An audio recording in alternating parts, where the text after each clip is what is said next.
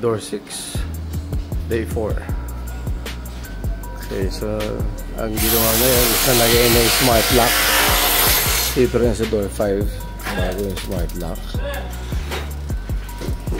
Okay, so ayan, bago yung smart lock yun dyan. Kailangan matanggal yung mga yan. Ito papalitan ito. Papalitan yung mga yan. Back, kahoy lang pala yan. Pinalabas ko na ito. Pinambulan lang nila eh. So, kailangan natin makita ano nandyan. Ayun, pader na kabilang bahay yun. Okay. Ang pader natin ito. Ito mababa. Ito pader na kabilang bahay. Kung umako tayo sa kabilang bahay, hindi dapat yan. Dito. Ayan, nalagay na yung mga block. Pinalitan na. Naayos yung mga kuryente. Tapos dito naman sa flooring, pinapatanggal ko ng pinatanggal yung tiles na hindi mapantay-pantay. Pinagulang ng vinyl. Okay. So, tanggal lahat yan. I-cancel natin ang mas mahusay. Yun, inaayos lang yung sa kuryente. Pinakabutan na. Ay, tinanggal yung mga harang. Ayan, pinalalabas lahat ng sira. So, ayan, no?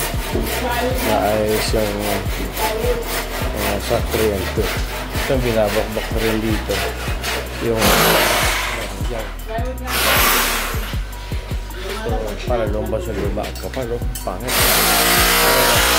Ang pangit ang pagkagawa.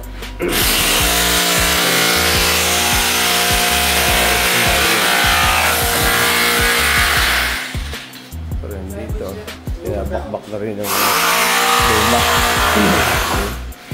Palit lahat yan. Lahat yan.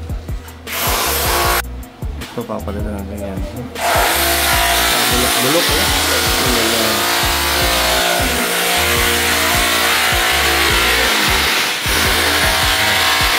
Ito apparently source ng tubig ngayon yan. So, result pa, hindi naman nangyari. Source natin is last.